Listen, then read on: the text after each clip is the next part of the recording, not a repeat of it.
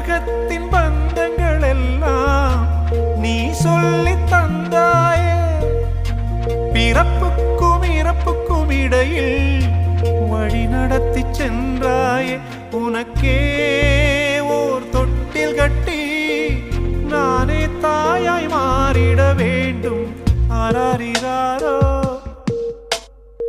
நான் இங்கே பாட, தாயே நீ கண்ணுறங்கு என்னோட மடி சாய்ந்து.